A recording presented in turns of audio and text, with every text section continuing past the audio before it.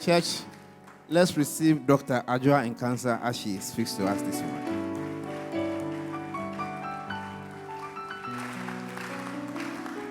Thank you very much. I want to thank the organizers for the opportunity to do this presentation.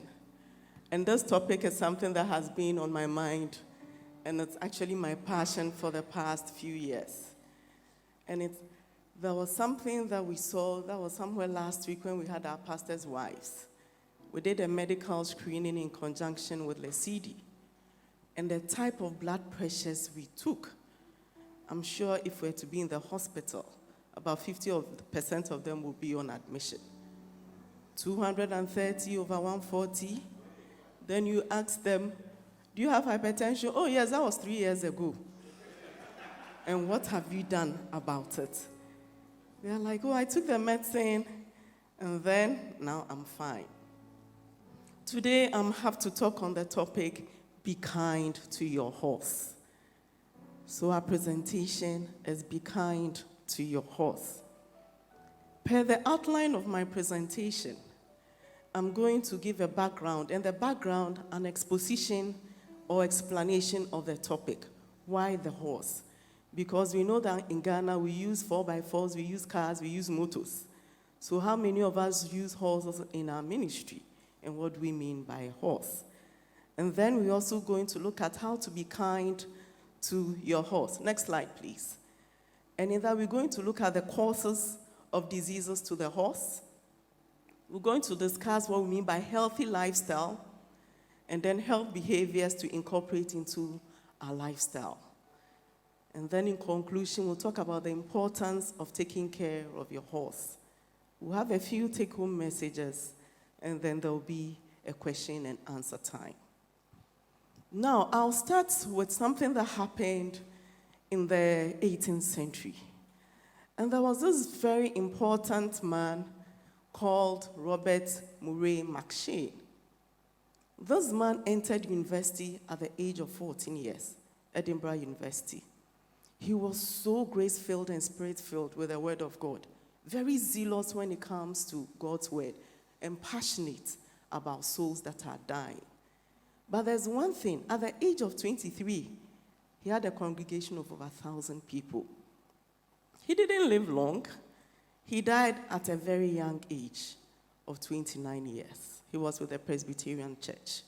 But there was an advice he gave on his deathbed, which is still relevant to us today, for both myself and yourself. And what was the advice that he gave? Next slide, please. He said, God gave me a message to deliver, and he gave me a horse to ride, because to send the message to a place, you will need a horse. Alas, I have killed the horse, and now I cannot deliver the message. What am I trying to say this morning? God has given us a message. God has given us the knowledge. God has given us the wisdom and all the gifts that we need. But there's one important thing, which is the horse. Most of the time, we neglect the horse, and that horse is our body. If you are not healthy, how will you carry your ministry work? If you are not healthy, how are you going to stand here even to speak to the people? How are you going to send God's word? So in as much as we are looking at the spiritual aspect of our lives, we also have to look at the physical side. Bible says, behold, I wish above all that you may prosper and be in good health, even as thy soul prospereth. But we forget about the good health. Today, we're going to talk about good health. Now, what lessons do we learn from McMurray? The first one is that there's the danger of discounting the physical side of life and ministry work. Sometimes we think that everything is spiritual. Recently, I was seeing an apostle, and this apostle had developed Parkinson's disease. So we tried explaining to the apostle, not in the apostolic church though. And he's like, no, this one is spiritual. Doctor, Parkinson's disease is for the Americans, not for Africans. Did everything he wouldn't accept. And he said, this one, it has to be spiritual. And I said the easiest thing for us as Christians is when it's spiritual. Because when we go on our knees, we clear it. We fight when it is physical. So I told him, you know what? Then we must also guard against that Gnostic view of life that degrades and discounts the body. I put my body in subjection. You are hungry, you feel sick, but you still want to drive the horse. You are beating the horse. Please, you need that horse to send the message across. And the other thing, one message that you should also take home is that taking care of the Lord's business is not at odds with taking care of ourselves. If you are taking care of business, of your God's business, you should also take care of yourself. It doesn't mean that you are worldly, no. Because you understand that this horse, this body that has been loaned to you, you're going to give an account. So make sure you take care of the body. Now, looking at the spiritual, let's go to physical. I'm sure we've done lots of spiritual, and now we are going to look at the horse, which is the physical aspect of our lives. Next slide, please. So this is something I picked from WHO, World Health Organization site, looking at the causes of death, the whole world. And we realized that number one cause of death is heart attack, when you take the whole world. Or in the medical parlance, we say ischemic heart diseases. So today, I'm going to take my time to talk about the things that will lead to heart attack. The second thing that causes death, the whole world, as of 2017, was stroke. And not even death when it comes to stroke, but also the disability. Imagine you being on fire, having the word of God, good teacher, good prophet, but you are paralyzed in bed. You have the message, but you didn't take care of your horse. Now, I'll start with the first one, which is hypertension. We all know high blood pressure or hypertension. It's one of the killer diseases in our part of the world as well. And it's a silent killer. I'm sure if we should screen all of us here, some of us will have very high blood pressures that we didn't even know. And most of the time you say, but I don't feel sick, I'm fine. Yes. And sometimes the only way you get to know you are hypertensive is when you develop a heart attack or a stroke. May God forbid. From here, we'll take care or we'll be good stewards of our body. Now, when we talk about hypertension, it's when your blood pressure is more than 140/90. So the top one is when the heart is a muscle. It contracts and then it relaxes. When it contracts, the pressure in it is the top one. And when it relaxes, the pressure is supposed to go down, and that is the lower one. So we are saying that if the heart contracts, the highest pressure should be 140. And if it's relaxing, the highest should be 90. So for some people, the top one may be very high, it's still hypertension. Or the down one, or the one we call the diastolic one, will also be high, that is hypertension, or you may have both. So one may ask, what is the level of hypertension? Next slide, please. So when your optimal hypertension is when your blood pressure is less than 120/80. We have people coming in, blood pressure 110/70, they are fine, and they think it's too low. It's optimal. And then I'm going to talk on the level of hypertension. You have mild hypertension if the top one is between 140 and 159, or the down one is between 90 and 99. Grade 2 is 160/179 or 100/109. And grade 3, which we call severe hypertension, is when you have 180 or more, and the lower one being 110 or more. And as I said at our conference, the highest we got was 240/150. Even the lower one is higher than the top one, the normal top. So it tells you, and this person was just walking, didn't have any problem. So we need to check. And for some of us here, unfortunately, some of our wives do not even know what they are taking. They don't understand the medication. We also had one experience where a pastor's wife went to buy the medicine, and apparently the dispenser gave a wrong medicine for one of the drugs. So instead of giving amlodipine and bendofluazide, Patient was given amlodipine and prednisolone. And the tablets, the packaging, similar. And the prednisolone increases the blood pressure. So when we checked the blood pressure, it was about 180, 120. And she said, I have taken the medicine this morning. So I told her, go back to your room and bring the medicine. Unfortunately, this person has been taking prednisolone for 3 months. Can you imagine? So immediately we had to seize it and give her a new set of drug. And then gave her a note to be given to the husband because she was an illiterate. Anytime she brings in the medicine, the husband should make sure that these are the drugs she's taking. So let us also, in taking care of ourselves, our partners are also important in this. Now let's look at the key facts. As we said, heart attacks or heart diseases are the number one cause of death in our part of the world, or even worldwide. And 30%, it accounts for 30% of all global deaths, all the causes. And about 7 million is as a result of heart attack, and 6 million as a result of stroke. And the interesting aspect of this is that 80% of these deaths from heart attack and stroke are coming from low and middle income countries like Ghana, as part of Africa. Now, Africa were plagued with diseases that were infections. We're dying from diarrhea, dying from TB, tuberculosis. We're dying from HIV. But now, because of our lifestyle, we have added what we call non-communicable diseases to be part. So we say we are struggling with double burden of diseases. We are still struggling with cholesterol, with TB, with liver cancer, hepatitis. In addition, hypertension and diabetes are becoming a problem. And it is estimated that by 2030, worldwide, about 23 million people will die from heart attack and stroke. This is statistics from Ghana about hypertension. It used to be very, very low years ago, in the 50s. Please, next slide. Where you had just 5% of the rural population.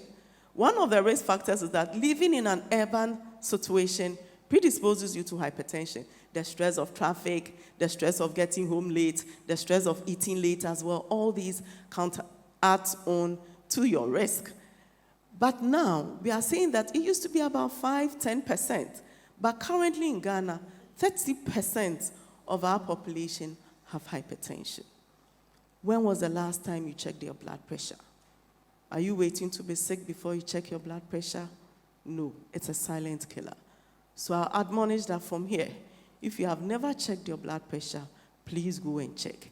And if you have been put on medicine, I know there are so many things people are saying about the medicine. There are different types. If A doesn't work, B will work. So it's important you control your blood pressure. Now, what happens if somebody has hypertension? Next slide, please. So with hypertension, it can lead to heart attack. It can lead to stroke. The heart may cease or fail. It increases your morbidity and mortality and disability, like people having stroke, being in bed, bedridden, unable to walk. And it can also lead to kidney diseases. Most people on dialysis are as a result of hypertension and diabetes.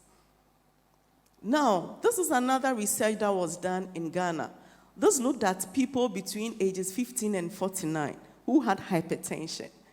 And interestingly, when you look at it, 63% of them, that is the bigger portion of women, did not know they had hypertension, although their blood pressures were very high. And even those who knew, just 4% of them were on treatment and then with their BPs controlled. Majority of them, the BPs, because they take it as and when they like, their BPs were not controlled. It's even worse in men. 83% of hypertensive men did not even know they had hypertension. How many men went to the clinic in the past 1 year just to do a checkup? Just give me a wave. We can count. We can count. And I'm sure after this seminar, you wouldn't wait to destroy that horse. You take a proactive role rather than being a passive role. And there are a lot of things that will predispose one to getting hypertension. Next slide. We have genetic causes. I'm not going to go into the pure medical thing. Sometimes it runs in families. So no matter who you are, you get to a certain age, it occurs. Typically in my family, my mother and all her siblings, everybody in their family is hypertensive. Unfortunately, maybe before she got married, she didn't take a good history. My father too, the same thing. If I look left, hypertensive, right, hypertensive. So I started taking antihypertensive or BP medicine 10 years ago. You wouldn't believe it. Always in my bag, have one in my car, one in my office. If I forget at home, when I get to the office, I take. Somebody may say, oh, you are too young. Yes, that is how life is. You take it, you fight it, you move on. So please, if you have been diagnosed with hypertension, don't give excuses. Make sure you control it so you don't get any complications. The other thing that has also increased our risk is obesity, overweight. Even when it occurs in children who are obese or overweight now, when they grow, they have a higher risk of developing hypertension. So don't pamper your children with fast food. And then they say, oh, your baby is chubby, your baby is nice. You are worrying your baby's future. Ideal weight right from the onset. Good eating habits right from the onset to prevent hypertension. The other thing is diabetes. We also need to be careful. Salt intake. Ghanaians, no matter what you prepare at table, people will still add salt to it. Even when you prepare Kobe stew, they will still add salt to it. The worst part is pork feet. And before they use it to prepare the soup, they steam it with salt. Hey, babe. I don't know the type of tongue we have, but the more salt you take, the higher your blood pressure. So let's reduce. If we can even stop taking salt, it will be good for us. Some people will say, it's so difficult. The first 2 weeks is very difficult, but once the tongue gets adjusted to it, you are fine. So for now, we can do it gradually. So our women, please, when you are cooking, start reducing it gradually. It's an adaptation. So you reduce it by 10%. They don't recognize. It looks like today they're so, oh, it's okay. He gets used to it. You reduce a further 20% until it gets to a time, you just add a pinch of salt. We just need 1 tablespoon a day for the whole day. But we, even in Ghana, we don't measure salt. When we are cooking, we just do this and then we put it in. Hello? True or false? That's exactly what we do. Then the other aspect is the nutrition. We think that affluence should go with fast foods. We want everything fast. So if you get the fast food, you get the fast complications, you get a fast death. So anytime you go to a fast food joint, remember that you are calling death to come fast. Let's be careful what we eat. And especially with our children. Now we have pampered our children so much. You know, my daughter, her favorite food is fufu and light soup. So they went to school and they're like, everybody, what's your favorite food? I want, my favorite food is pizza and blah, blah. She came and said, Mommy, people were saying all sorts of things. If I say fufu, they'll say I'm a local person. So I said pizza. We should start training our children to accept our local foods. They are healthier than the pizza, healthier than the chips, healthier than all these fried burgers, etc. We think we are pampering them, but we are predisposing them to chronic diseases. Let's be careful. The other thing is physical inactivity. Almost all of us here have cars.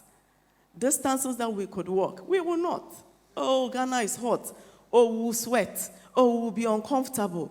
So every day, some people, even the higher you go in terms of your being a CEO, the closer your car is parked to your entrance, to your office, and to your house.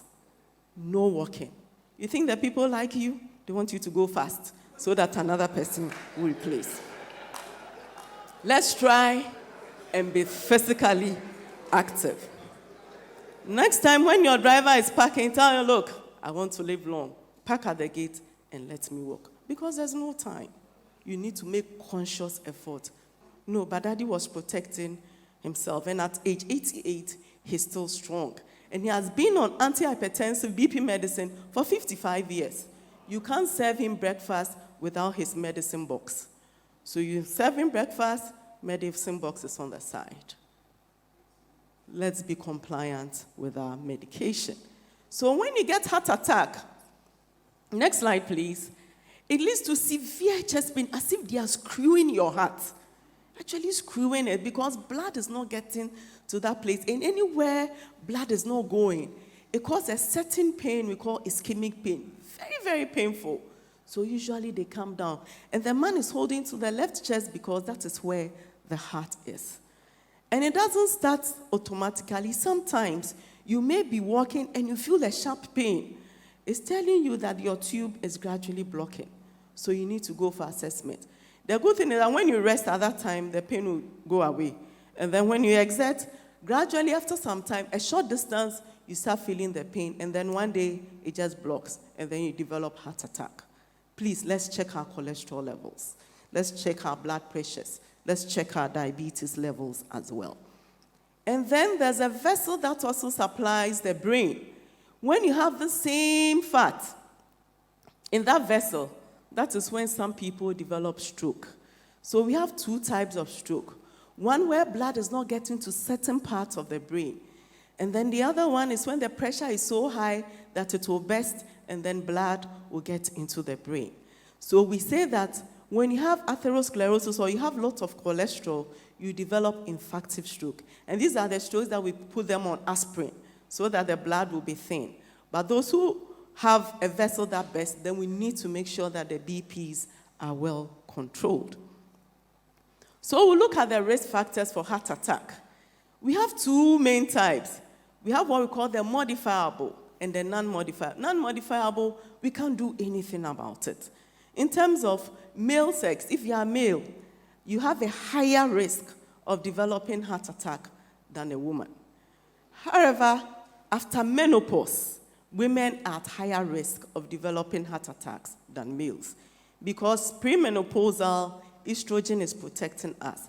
But once we get to menopause, our risk goes up. Old age, no matter what, once you grow, the risk of developing it is higher. You can decide that you'll be 18 by saying it. Nobody cares. Your body knows the actual age. And then once you are growing, there's a higher risk of developing that. And being a black race, once you are black, you are at risk of these things we cannot, okay? But the important ones is the ones that we call modifiable. We can modify them. And these are unhealthy diets. We're going to talk about diets, tobacco use, alcohol use, physical inactivity. You realize that all these were part of the risk factors for hypertension. And it also leads to heart attack, diabetes, hypertension, and high blood cholesterol. These are things that can predispose or lead you to heart attack. The other non-modifiable factor I didn't talk about is family history. If you've had a family member who's had a heart attack, that you stand at a risk of possibly developing heart attack. So you need to take all the precautionary measures to prevent that. Now, body weight is also a risk factor. Once your weight increases, your blood pressure will go up. You stand at increased risk of developing diabetes, and then cholesterol also goes up. Years ago, it was very fashionable for Africans to be round.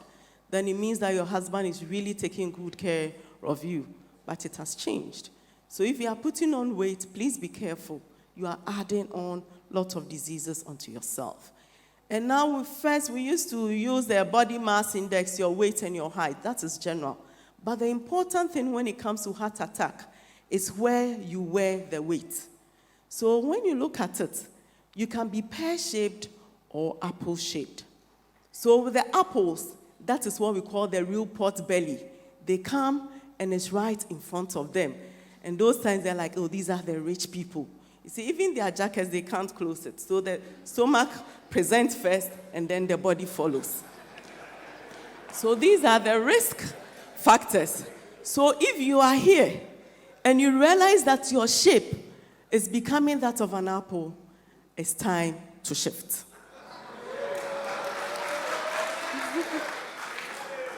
So we need to maintain a healthy weight.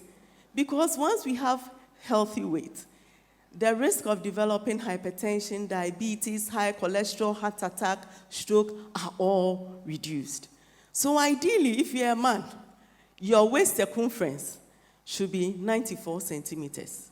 So next time when you see your tailor, let him take that measurement.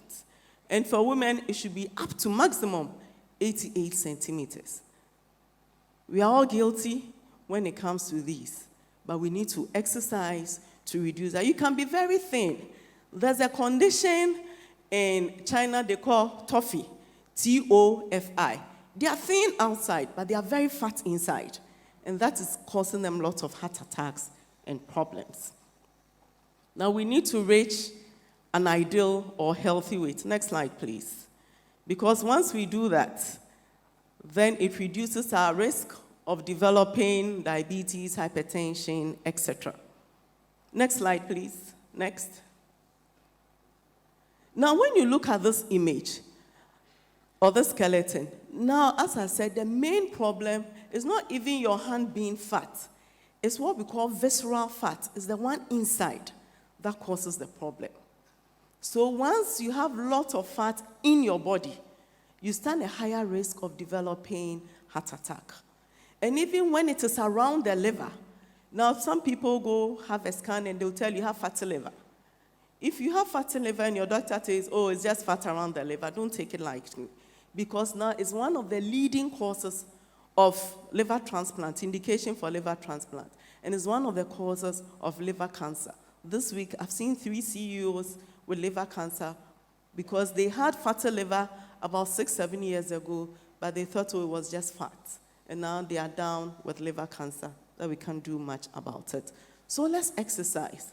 Exercise will burn that fat, and then we should check what we eat as well.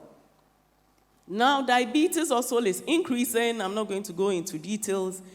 And as at 1990, about 10%, almost 11% of the population had diabetes. Next slide. And once you grow older, your chances of developing diabetes also increases. Next slide. Now, what are the complications of diabetes? It can lead to stroke. So hypertension can predispose you to stroke. High cholesterol can predispose you to stroke. Diabetes can also predispose you to stroke. So when you have all these three, your risk of developing stroke is higher. It can also cause blindness when you don't control it very well. It can lead to all sorts of heart diseases. It can also destroy the kidneys.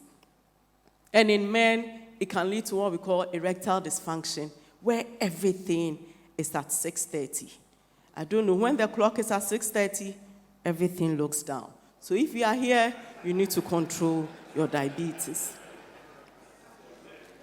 Now, the other risk factor or the other lesion that is coming up that we need to work on is cancer. Next slide, please. So there are different cancers, but we're going to talk about ones that you can. For instance, for females, breast cancer is a problem. Lung cancer in our part of the world is low because smoking is not as high as in the European countries. Breast cancer, it's very high. And even with the LCD program that we did with the pastor's wives, a few pastors' wives were picked up who had to do extra labs for us to see.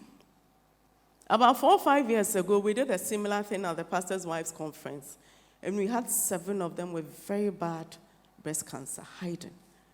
So through the screening, but fortunately, we had a whole pharmaceutical company sponsoring that process. So they paid their drugs, very expensive, but all 5 had their treatment for free. The other thing is colon cancer. We don't even think about it. Elsewhere, at age 50, everybody will have colonoscopy done. But Ghana, no, even when the indication. And what do I mean by colonoscopy? It's a long tube, like water hose, okay? But there's a camera at the tip. So we pass it through your rectum, your anus, and then we look at your intestines to see if there's any problem. And when they come in like, oh, at your age and with us, we need to look. Like, hey, doctor, menkodaho, na min show, hey, me pacho. Those one there, no. But everywhere, when you to wait, what the person says is, should I go and lie down and show my anus to everybody. That one, no. Look for a better one for us. But that is the ideal thing. If you are here and you are 50 years, you should have a colonoscopy done, a screening. And then for our men, prostate cancer. It's also very, very common. And it's one of the killers of men in our part of the world. And how do you know if you have? You know, I always tell people that when you're a child and you're a male, they can even stand here and target that door. And then they are able to wee-wee to get to that door. But as you grow, if you want to maintain that same target, you need to walk closer. Even a time will come when you have to attach your body to the wall and you still not hit that target. It tells you that gradually the prostate is enlarging. So what do we do? How do I know if I have a prostate problem? Some people, you have a family history. Your father died, your uncle, somebody. It means that there's a genetic component to it. And therefore, you need to be screening. And there's a very simple blood test that you do. It's called a PSA. We'll talk about that. Once you do that, you're able to monitor. If it's slightly up, they'll do other investigations. Don't wait until it is too late. So now, these are some of the things that can affect our horse. So what do we do? Next slide, please. We need to change our health behavior. And what do I mean by health behavior? It's an action that we are going to take, or somebody takes, to maintain, to attain, or regain good health to prevent diseases. So if you already are in good health, you need to maintain it. If you are not, you have to attain it. If you have lost it, you need to regain it by changing your attitude, by going for screening as well as and when is necessary. Now, the important thing when it comes to that is that we need to look at our diet. Next slide. We need to eat right. I'm sure some of us here, if we should open our tummies today, the kind of things we'll see, like garbage. Everything is in the stomach. If you want fufu is there, banku is there, sausage is there, everything, you name it. And more so if it is free. So when we go for snack, I'm going to monitor people's tables. And I'll wait till lunch. I'll do the monitoring of the lunch before I go. But when we need to make right choices because we are what we eat. Now, next slide, please. See your body, your horse, also as a car. So think of your body as a car. You wouldn't want to fuel your petrol car with diesel, would you? But that's exactly what we do to our body. We neglect it. We put everything there. So we need to change. Now, it's very important. Next slide. For us Christians, food is important. God gave it to us, the green leaves, etc., for us to eat. He says, every moving thing that lives shall be food for you. As I gave you the green plants, I give you everything, food. You advise people to increase their vegetables. Intake of vegetables, they will tell you they are not Nebuchadnezzar. But please, for the sake of our horse, we are going to be Nebuchadnezzar. So why should we eat? Next slide. As a Christian, it says whatever we eat, whatever we drink, we do everything to the glory of God. It doesn't mean that you tell God that, oh, today God has given me a good appetite. So you have a big bowl of food, and like, oh, I will eat this to the glory of God. No, it doesn't glorify God. You need to take care of your horse. Next slide. So when we are taking our food, there are different classes of foods that we're looking at. We're looking at the proteins, the carbohydrates, and the fats. These are fuel, they are energy for the body. You don't want, even with the car, there's a gauge that tells you that the car is full. So we should also know our gauge. Not because the food is available, you want to pump all the fuel into your car and it spills over. We don't want that. But that's exactly how we treat our bodies. So please, let's repent. Now, whole grains are better. Like in the morning, instead of, you see, people taking porridge. Here we have what we call the Hausa cocoa. It's so refined, there's no fiber in it. So it's okay, but it's not good. But oats has lots of fiber, and foods that are whole grains, cereals, they are able to even reduce your cholesterol levels. But some people are hearing like, oh, me, I'm not the brony type. So even if you are preparing, do your local porridge where you don't sieve it. It comes with all the cellulose around it, the fiber. That also helps to reduce your cholesterol level. It also prevents constipation from occurring because it's bulk. Okay. Then the meat and the fish, let's eat it in moderation. So now when we are cutting our meat, okay, when we are steaming, let's cut it to the size of a normal matchbox. Last time I was talking to some people and I said, oh, the size of the meat should be a matchbox. So somebody, but you know there's a bigger one. I said, no, it's the standard matchbox. Okay. So if you are eating or you are taking that type of meat, the size should be that matchbox, 2 maximum. But ideally, fish, it's a better alternative. Contains omega-3, it has lowest cholesterol, and even the fish, preferred either smoked or steamed rather than boiled, rather than fried because of the oil. And then plant sources of proteins are good. Beans, the soya beans, etc. They have good cholesterol, and the risk of you developing heart attack is markedly reduced. So we look at the type of fats we have. There are 2 main types. When you do your cholesterol panel, they'll give you, so we have the HDL cholesterol, and we have the LDL. The HDL is the high-density lipoprotein. Or, to remember, HDL, the H is healthy, so it's a healthy cholesterol. The low or lethal DH, that's the low-density ones. Those are the ones that clog the vessel, okay, and lead to stroke and the heart attacks and the other complications. So one way of increasing the good cholesterol is through a good exercise. Now, when it comes to fats, there are different sources. There are certain fats that are not good for us. These are the saturated ones. And these are found in animal products like the meat, the red meat especially. And then we also have what we call the trans fats. These are in cakes and biscuits and those things. When you take excessive amount of that, next slide please. Go back. It leads to high cholesterol, it didn't show. And then the monounsaturated ones, avocado pear, it's very good in the good fat. Okay, rapeseed oils are also very good. Corn oil, if you are going to buy oil, corn oil is good, sunflower oil is good. Fritol now, they have the low cholesterol ones. Those ones are good. But some of the ones in the gallon, it has lots of the LDL, and it's very cheap. That's what most people will go for, but it's not healthy. Olive oil is also a perfect oil to cook. But if you want to use olive oil, you need to be taught, because sometimes there's some odor that people don't like. There's a way of using it when you are cooking. Okay. So saturated fat, next slide. Pizza, the cheese, etc. When it's hot, is really, really nice. That's what the reggae man said. Whatever I like is killing me. But this one, we don't want to die. We want to live. We need to work for God. So we need to avoid, once a while is allowed. It's not like it shouldn't be regular things that you are taking. Okay.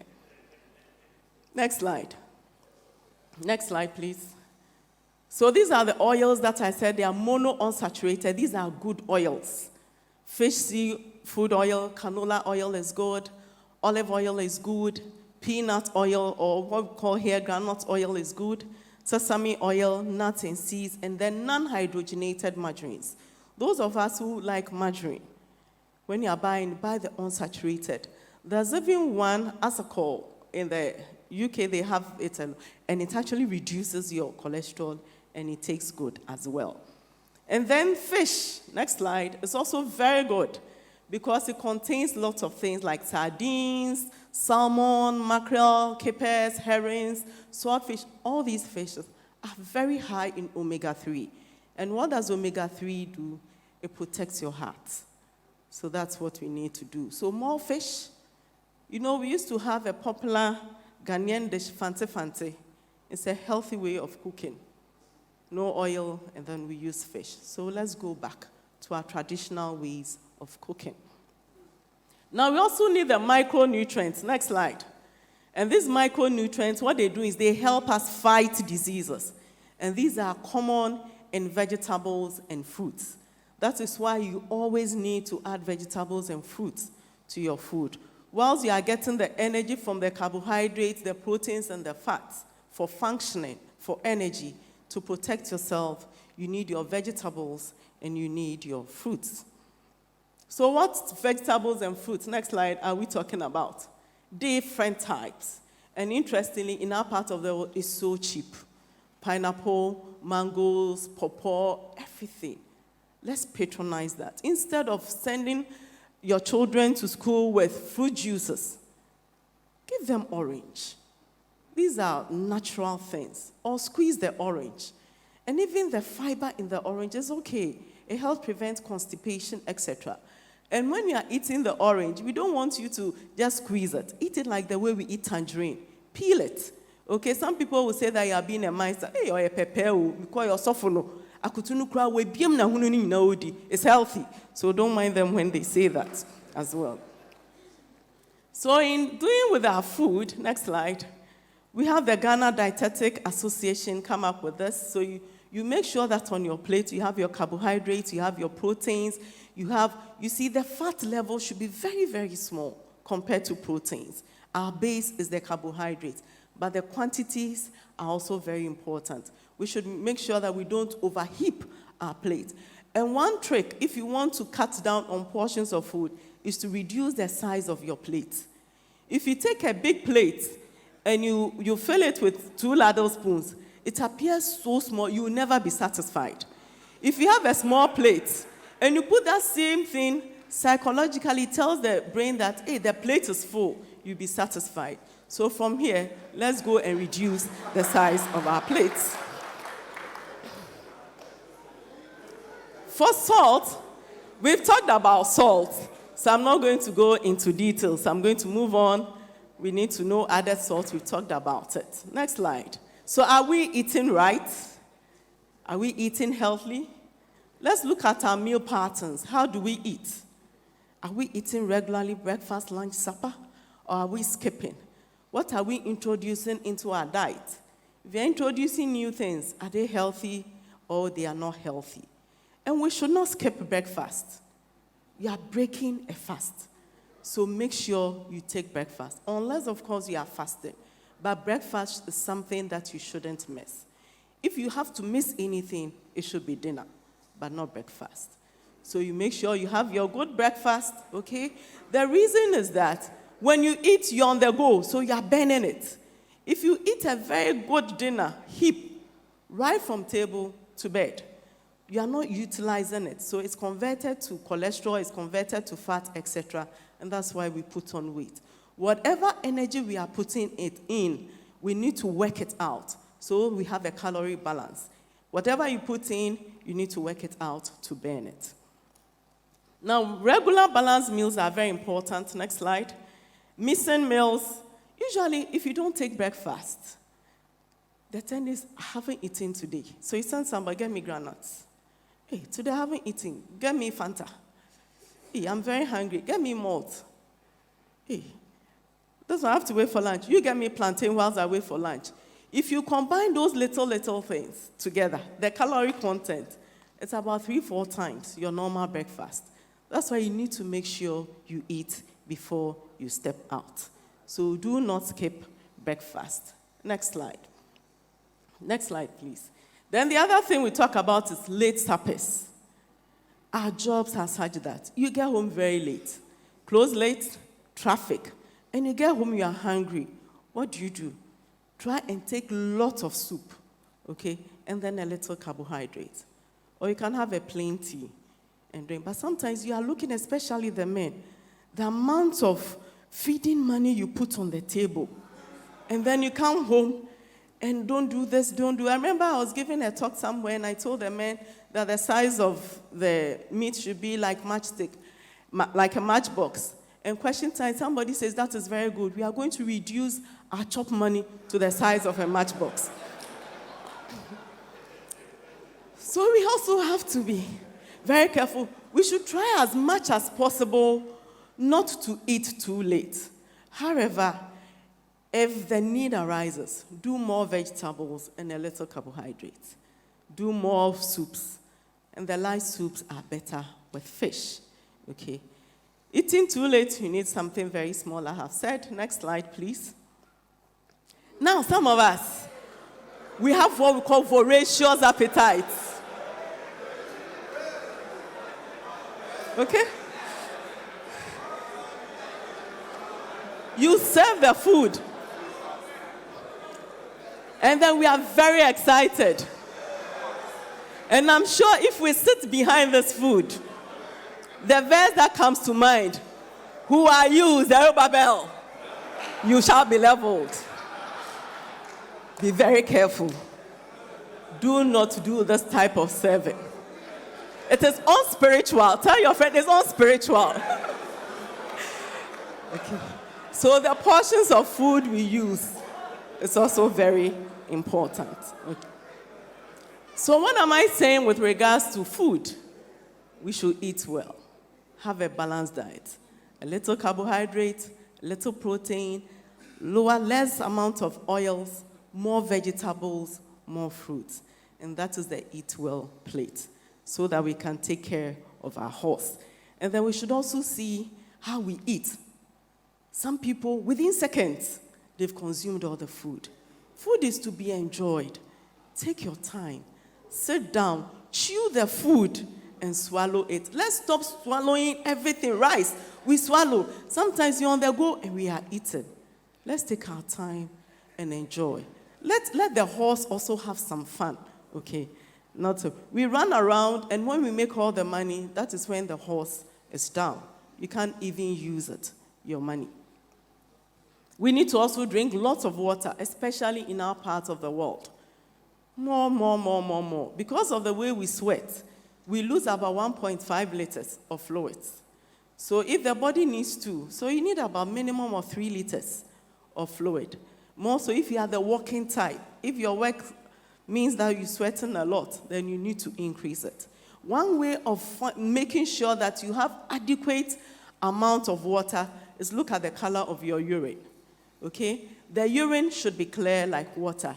If it appears yellowish, it means concentrated urine. You haven't drunk enough, so you need to drink more. It removes all the toxic waste from the body.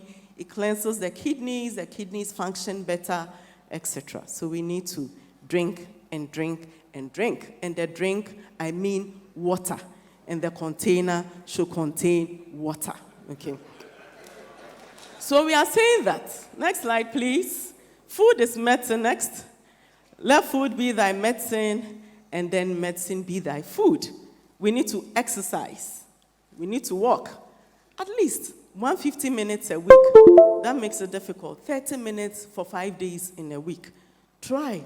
So that if you work at a place where you're on the 3rd or 4th story, because you don't have time to do the exercise, when you get to the office, don't use elevators. Try and climb. Go up, come down, lunchtime, don't send. Go down and then climb up. It's a way of exercising. And staircase, you see, most of the muscles, the calories, the muscles in the leg, they use a lot of calories. So when you are climbing staircases, you lose more energy than when you are just walking on a flat land. That's why when you do that, and then when you get up, then you start panting because the heart is really working and you are doing lots of burning. And in terms of exercise, we say 30 minutes. Next slide, please. 30 minutes brisk walking, jogging, etc. And this is a slide I saw online. This is a man who has been advised by the doctor to go for a walk. So he picks his dog, he sits in the car, and then they go. So who is doing the walking? Is it the man or is it the dog? Let's think about that as well. Okay. The next thing is that, next slide, please. We need to sleep. Sleep is sweeter than honey. I know some of us, it's so difficult for us to sleep. We should try and sleep. I know somebody in my life who sleeps. He sleeps such that I even get angry. And then when I wake him up, the thing I get is that God giveth his beloved a good sleep. Then he goes back. And I said, so am I not a beloved of God? Some of us can't sleep, but we should make conscious effort. Remember there was a time Jesus was working with the disciples. There were lots of people coming. They are not eating. They were tired. And in Mark 6, 31 through 32, Jesus said to them, come away by yourselves to a lonely place and rest a while. It gets to a time you need to take time off to take care of your horse. When you are running, don't forget your horse. Don't think that the horse will be there forever. You need to work on your horse. And then for there were many people coming and going, and they did not even have the time to eat. And they went away in the boat to a lonely place by themselves, where they had some rest. When the body is tired, take time off and sleep. And when you are sleeping, sleep well, like an angel. Stress. Next slide is another thing. Work, ministry, home, extended family is even worse. Okay? This one is calling you financially. This person is calling you that. And the worst part is, after pastor's appreciation, read your text messages. I don't know if you have lots of pastors. Pastor, my child's school fees. You are appreciated on Sunday. You get a text message on Monday.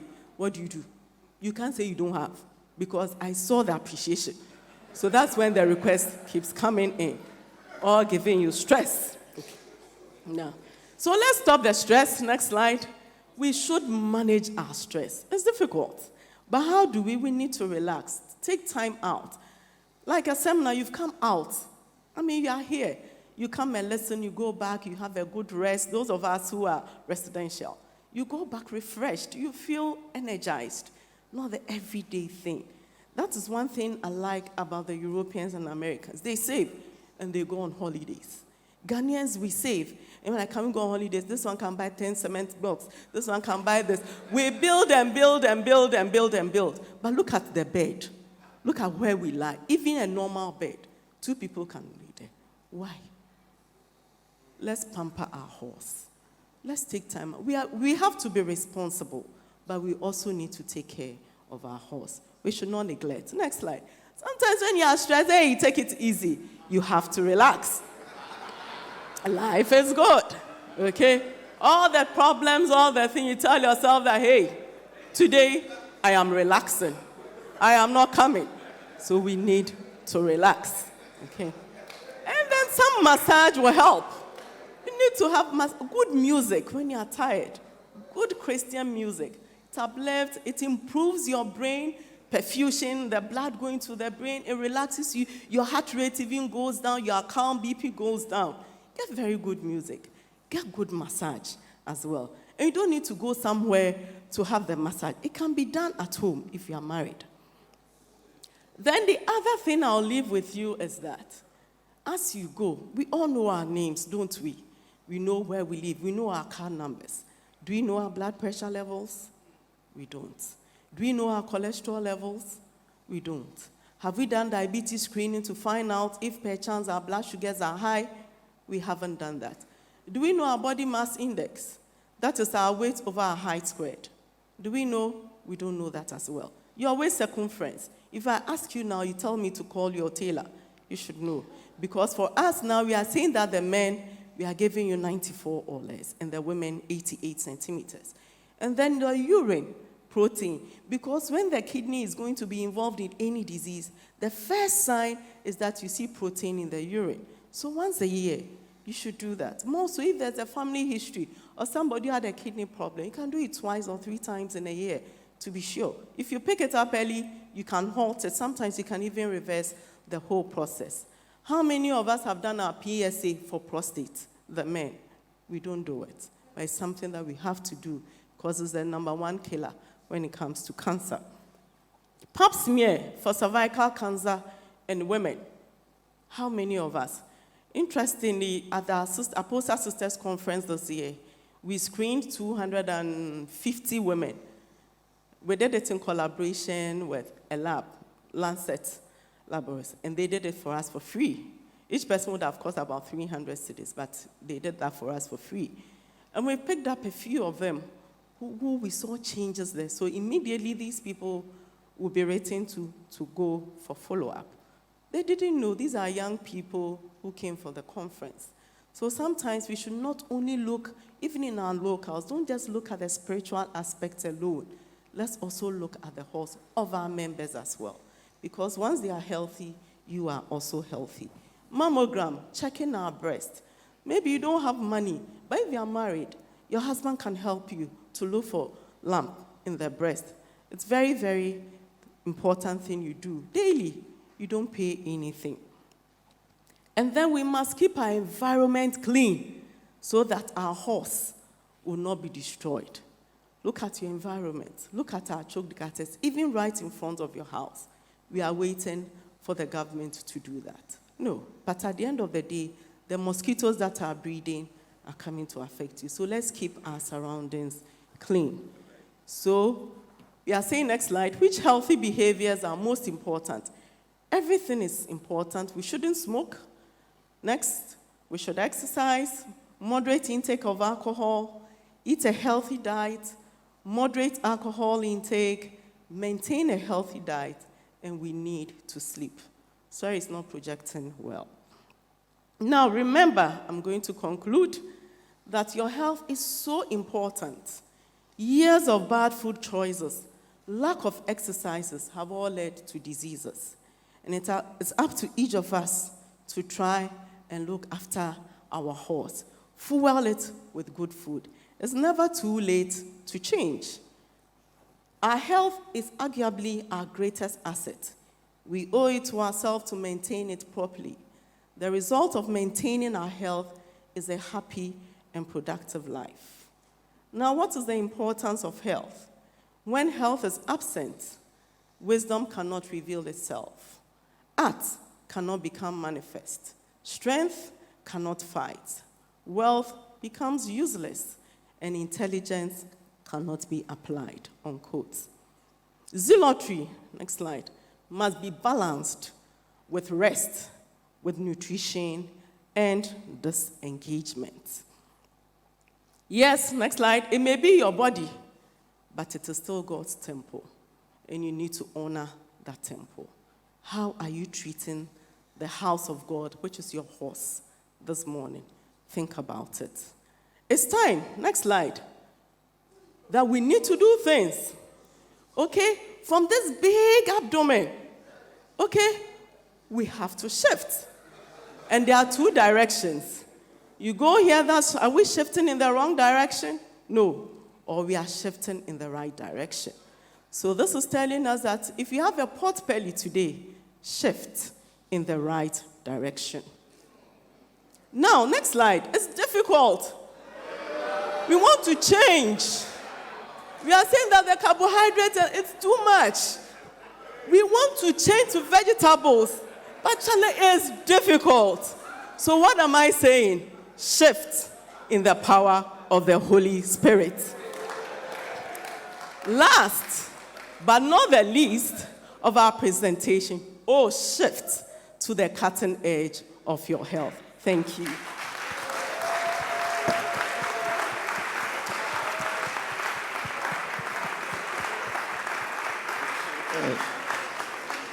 Wow. Wow. Wow. I can see a lot of questions on faces. And so please tell the person beside you, shift.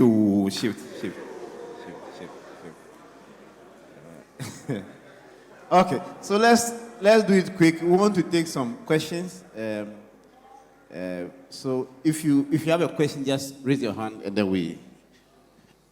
Dr. NKANSAH, please, when I was introducing her, I left the husband. She came with the husband. Pastor NKANSAH is here. God bless you so much. Great. Please, if you have a question, just raise your hand. We'll give you the microphone. Thank you very much for your presentation. I have a friend who is so spiritual that he said even going to the doctor alone for you to be scanned and told you have so and so disease is a pressure. So there is no need going to the hospital, go and check. Is it a good thing to practice? Okay.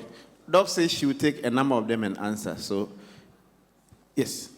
Please, when doctor was speaking, he said sardine is good. But from infancy, I knew our mothers pour the oil on it. Is it healthy? Should we have to consume the oil plus the sardine, or we should? Okay. Yes. Please, I would like to know whether we are supposed to take in eggs or not. Eggs? Yes, as adults. Okay. Yes. Once we have our president in our midst, I would also like to know, shifting to the right direction, to the cutting edge, what would be the national policy with respect to ministers? Because it's not all of us. As in their health, or? Yes, because for some ministers where we are, definitely going to even for a screening is going to be difficult. Okay. If there can be a policy An or a direction. Okay. Yeah. Okay. Thank you. It's our hand here. Okay. Thank you so much. My question is a little personal and sensitive. Okay. Doctor made mention of the fact that you can start taking some drugs if you know it is in the family. But in my little knowledge in pharmacology, I know some drugs to have some side effects. And what happens to somebody who have been diagnosed wrongly and taking wrong medication for a very long time, just to realize he was on the wrong medication? Thank you. Thank you. Yes. Praise the Lord. Hallelujah. Mama, me too chamau. I salute you. Ye dawase anopepa. E won chirechira wo dia be maye. E ye me double so. Na me pa wo chow. Enuani di na mo se yen shifting ko fruit no. Benku ede fufuo ni abenkwan katenkwan ni ade. Oh. Ede. Na mo se yen tiso ni yen ko fruit ye da ase. Se yenya nti se fruit ni na ye chemicals. Ukoto cucumber. Na wo de 2 or 3 days na apacha. Uton tomatoes wo de 2 or 3 days na nsuo fi mu ba. Nsuo ro so kan. Anape ma ye me cucumber ni me offend lemon me blend na ma so ni me ko fa me cucumber aye pacha. Se kwan bi wo wa mo betimi afa so a kire yen se ye bedi vegetables na ye mfa so na chemicals na enfim kakra.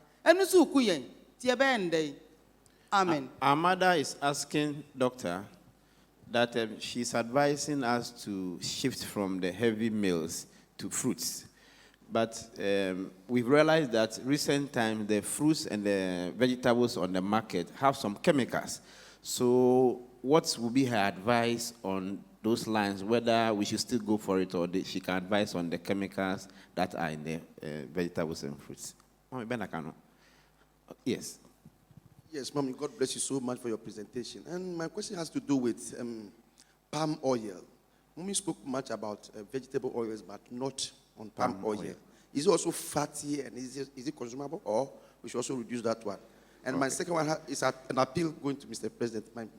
Daddy, please, I want to appeal to you that if possible, and screening could be organized and attached to our conferences. I think as our wives had it, I think that would be another helpful aspect. Okay, so the women have taught the men, so we shift to the right direction. Doc, please, what about the usage of air conditioning? Air conditioning, okay. So. Thank you very much for your questions. The first one is somebody being misdiagnosed or the side effects of medication. Now, what I said was, if there's a family history of hypertension, go and have your BPs checked regularly. And if you are found to have high blood pressure, you'll be put on medication. Now, I know where this question is coming from. Most men think that antihypertensive will lead to erectile dysfunction. Some of them, that's the side effects. Let me tell you a story of this woman who had very bad heart attack. So she was asked to abstain from sex because of the heart. The husband wouldn't understand. We did everything the man would not understand. And this woman kept coming in and out. So what we did was, okay, we'll control your BP, but we know the type of medicine to give you so that the woman will recover. We know some of the drugs will do that. So if you are giving drug A, and when you take the BP medicines, we have a whole lot. If drug A is not working well for you, be confident enough to tell the doctor that, look, when I took your medicine, local translation, now I weed on Tuesdays. I don't know if you understand what I'm saying. Okay. So the doctor will change to another drug until you are put on a certain drug that you will not have any side effect. Some of the BP medicines, you have headaches. Some, your feet will be swollen. But different people react differently to drugs. So we individualize it. This is what we give you. If it's not good for you, we change to B. What may not be good for you will be the best for another person. I'm not saying that once you have BP in your family, you should go and start taking BP medicines. No. Make sure you are diagnosed first, and the doctor will put you on the right treatment. Now, with the sardine oil, we are saying that the fishes are good, yes, but not too much processed fish. Even look at the taste of sardine, the salt in it. And most of the oil around it contains a lot of salt. So you have to be careful. Is that oil around it is not the omega-3 oil. It's not a natural oil. It's an oil they used in the processing. So it's better to discard that oil and take the fish. Okay. Now, eggs, yes, eggs is a very good source. Eggs are very good sources of protein. The white part is mainly protein. The yellow part is mainly cholesterol. You see? And even somewhere in the Bible says that, like, it doesn't taste good like the egg white. I've forgotten the exact quotation. So when you take the egg, if you want to take egg every day, you can do the egg white without the yolk, the yellow part. If you want to take the yellow part, the maximum is to take 2 eggs in a week. Nothing beyond with the yolk. But if you want to do more than 2, please, 2 can have the yolk, the rest of them, just the egg white. And give the yolk to the children. They need it for brain development. And then the side effects of the hypertension, I have said that. Now with the fufu and chemicals, even the cassava, you know, and the chemicals they are using, not only spraying it on top, I'm talking on authority because my husband is a farmer, but they add all sorts of chemicals into the soil, and then it gets absorbed into the food. So the cassava that you think is safe also contains lots of chemicals. That is the thing. It's a big problem. So what do we do? The thing is that if you take the fufu, I'm not saying we shouldn't take fufu. You should take it in moderation, but make sure that you reduce the size of the fufu, more soup and more vegetables. Okay. So what you have to do is that you can still take it. As for the chemicals, I don't know. It's beyond us. It should be a governmental policy. So if you want good fruits, I'm not marketing, come to me. Because I export fruits, they check every chemical, the harmful chemicals, before you are able to export fruits. So if I give you fruit as a gift, it's a precious fruit. Okay, amen. So we have to, and it's, okay, some of the tomatoes, the next day, it's all rotten. I don't have the answer to that. Even the supermarket, some of them are buying it on the market, washing them and repacking them. So it's difficult. I don't have the answer. The only thing is that we need to be careful and pray. With regards to palm oil, yes, it has its advantages and its disadvantages. Palm oil is very high in vitamin A. That is good for the eyesight. But any oil that becomes solid on room air, when you keep it and it becomes solid, it's saturated. It's not good. So ideally, even after cooking your palm nut soup, you have to take your ladle, okay? Put some ice blocks on the ladle and then sweep it around. You notice that because of the cold temperature, the oil will form at the back of the ladle and then you put it aside. Too much of that oil, because it's saturated, is not good. But you need some amount for vitamin A for good functioning of your eyes as well. So that is what I have for you. Please, Mom, can a BP patient take meat or do exercise? Yes, that's the more reason you should even do exercise. Because when you gain weight, the BP goes up more. So you need to exercise. But what you do is that you need to take your BP medicines before you do the exercise. If you are exercising and you feel any slight chest pain, you need to stop and go for assessment. So a BP patient can exercise, should exercise once you are taking your medicines. And then with meat, yes, you can. But the maximum, as I said, if you go educate your wife, cut the meat to the size of a matchbox, and you have a maximum of 2 in a meal. That's what you do. You can take meat, everything in moderation. Yes.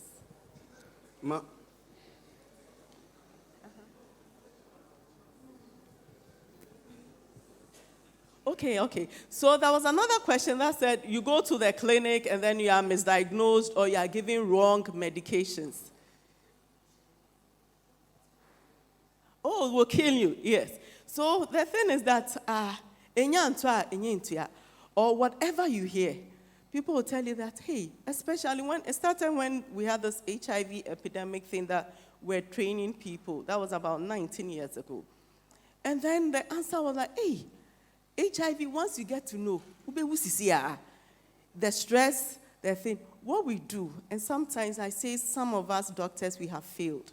We fail to explain what is happening to the patient. So you go, oh, you have BP, go and buy this medicine.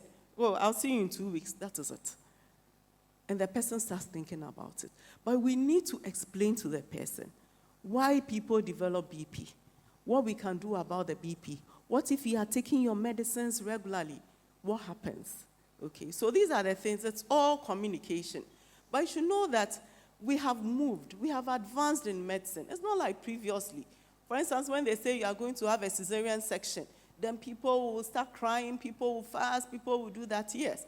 But now people, especially my young doctors, you just be having word rounds. Hey, boss, I'm tired. I'm going so that they remove the baby. They just go and have their cesarean section and then leave. Things have changed. It's not like before. So most of the treatments, we have remedies available. But sometimes the way we communication when it comes to medicine among doctors and nurses is extremely poor. And that is what is causing most of these. But rest assured, it's better to know and take precautionary measures than not to know until you find out when it's too late. Ma'am, it's been saying that taking the hypertensive drug for long kills the libido. So I want to know how truthful it is. No, it's not taking it for long that will kill one person. No. Now, I've told you that my dad has been on antihypertensive for 54 years, almost in his 55th year, okay, because he was diagnosed at age 33, and he takes it every day. So taking it for a long time does not mean that, oh, it drew away my farm, and show you a side effect. No. Once you are on the medicine, there are certain things we look out for complications. When you come in, do you have any problem? We check your kidneys, we check your liver, we check so many things.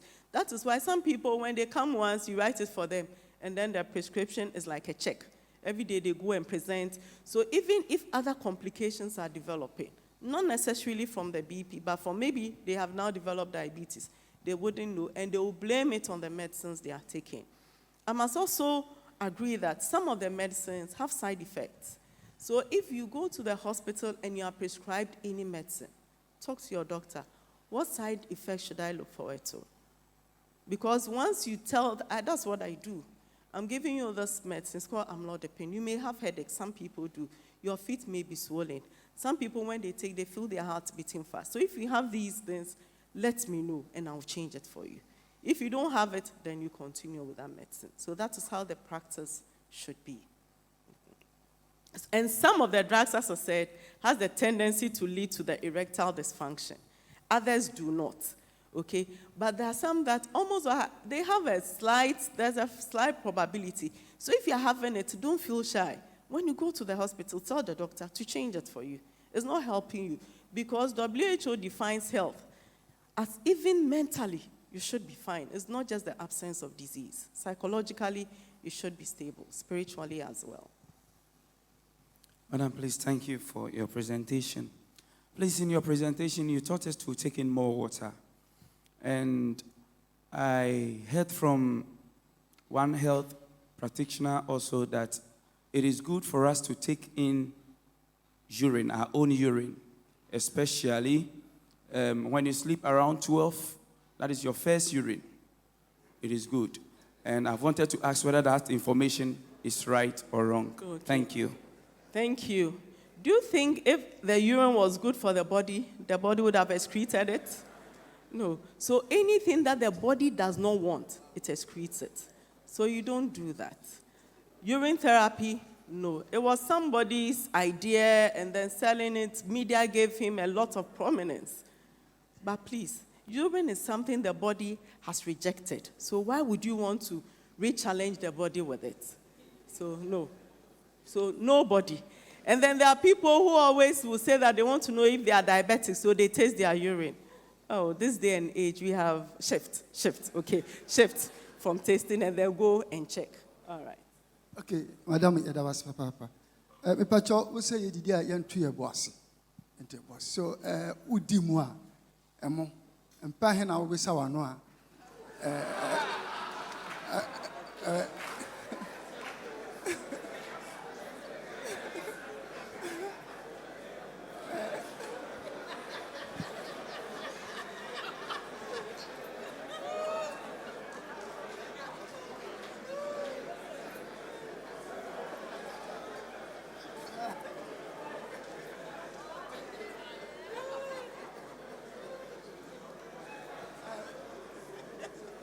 Well, sorry. Unfortunately, I don't have the answer. But you chew until you feel that it's well chewed and you swallow. Okay. Mommy, thank you very much. You have helped us a lot. My problem is that at times you have a challenge which a medical doctor or practitioner have put you on special drug. And that sometimes the dietitians will also tell you that the food the medical doctor says you should be taking, your blood group does not like that kind of food. What should we do to sustain? Okay, so my answer is the blood group and the type of food you take in is a myth. It's not scientifically based. It's not correct. You can take anything. Unless, of course, it doesn't agree with you. Otherwise, you can take it. Don't use your blood group. Our forefathers, were they using their blood groups to eat? No, people come up with all sorts of things. There's no scientific backing. So please, eat what you want to eat. But make sure it's healthy. Thank you very much, Doc, for the wonderful presentation. But it's like I didn't hear anything on low blood pressure. Okay, good.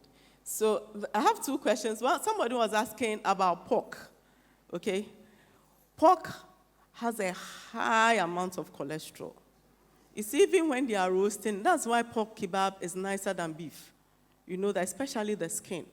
It's all, fat is something that is very delicious. It tastes well, but it's very dangerous. Okay? So once a while, if you want to do it, fine. But it shouldn't be something that you do on a regular basis. That's what I have to say. And then with the low pressure. So definition of low pressure, somebody may have a pressure of 90-70, walking around, there's no problem. That's your normal blood pressure. We usually would diagnose low pressure in people who've had like an accident, they have bled, they have diarrhea, and they can't even stand. They are dizzy because of the low BP. So if you check your BP and it's 80 or 90, 70, 90, 60, but you are fine, no symptoms, that is your normal pressure. So even for you, if the BP goes up to 130, 80, your BP has gone up. So we need to watch that for you. So if the BP is low and you don't have any symptoms, that's your normal blood pressure. The lower, the better.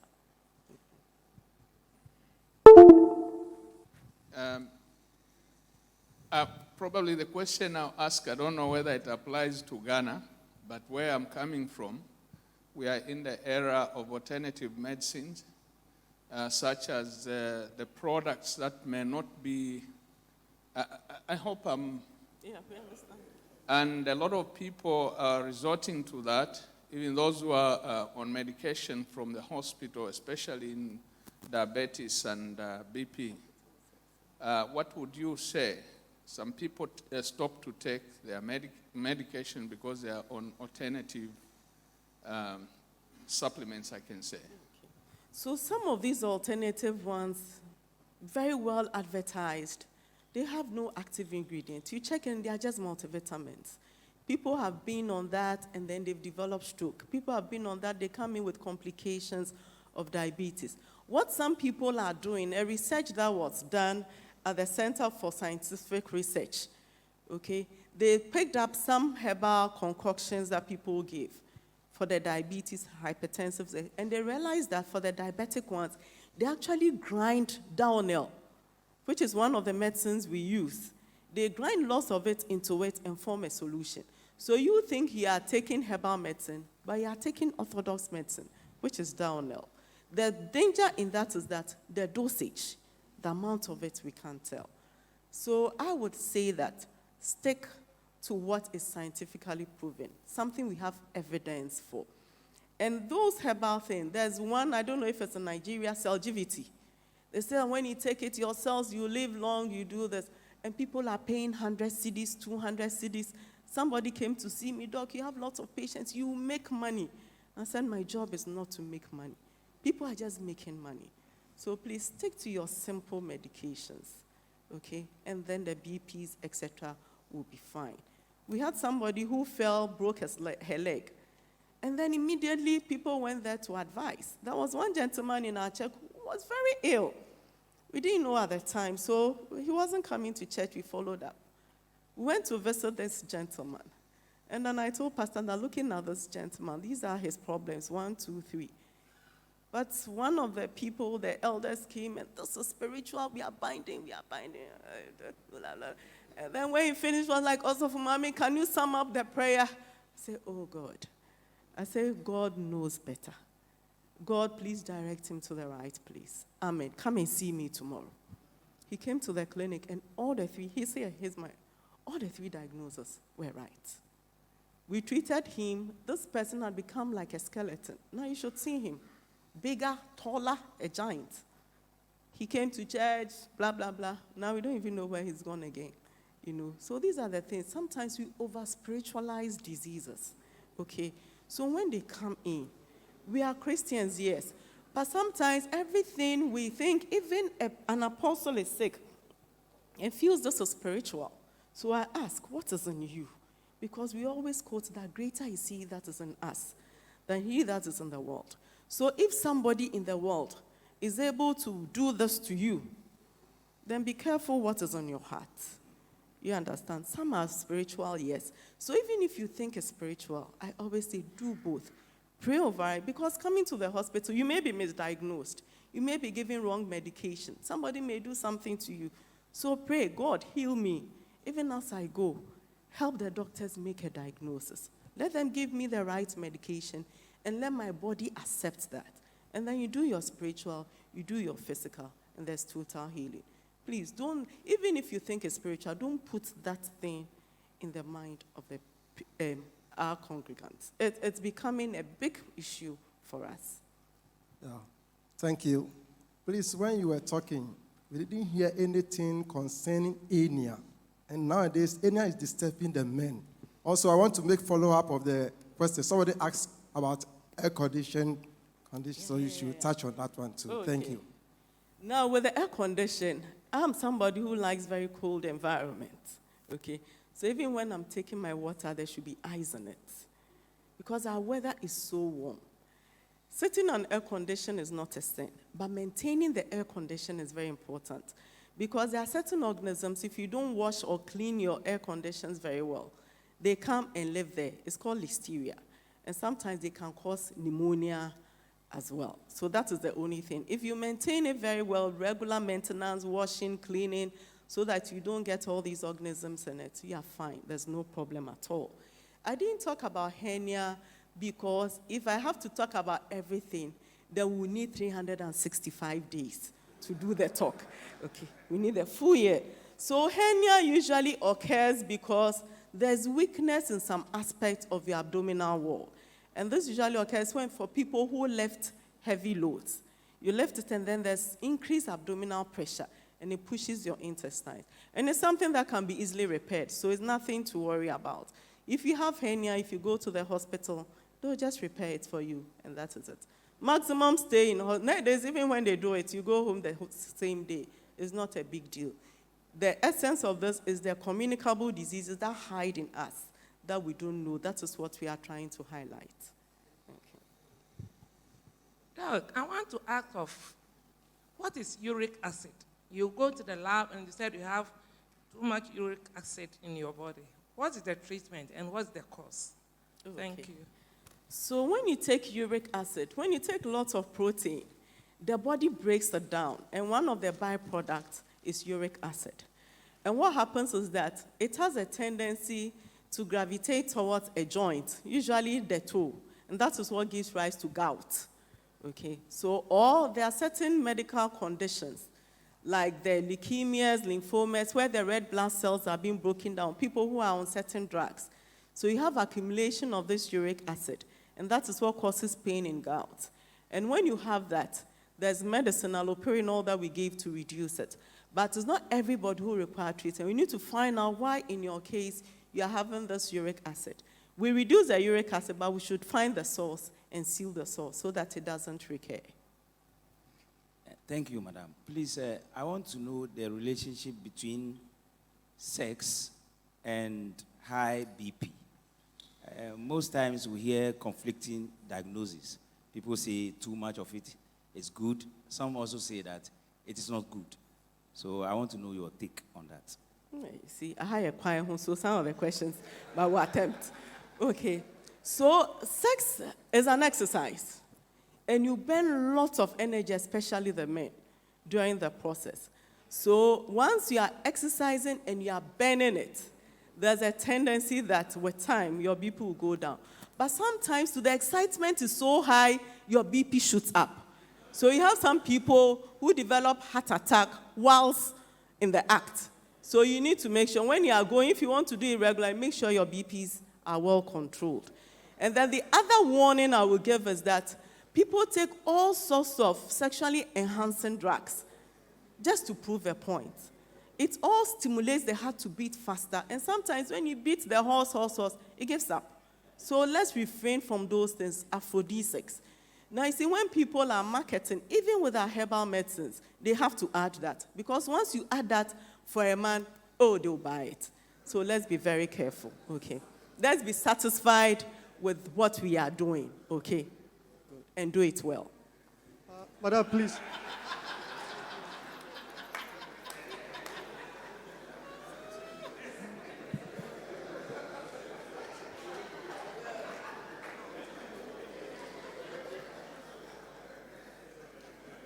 Madam, please, can I ask, a person suffering from BP, can he take cold things? Yes, you can. And secondly, how can you determine if you are allergic to a certain particular kind of food? How can you determine it?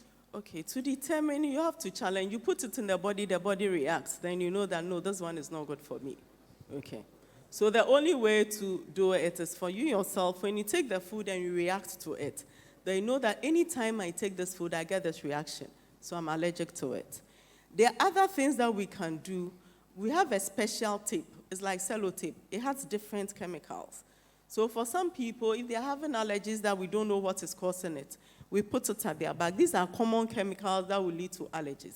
And then after a number of days, remove it to see where you have those, if there's any reaction. And where the reaction is, we actually collaborated with what is on the thing to know the exact chemical. But with food, you eat and you know that, no, this is not good for me, and you refrain from it.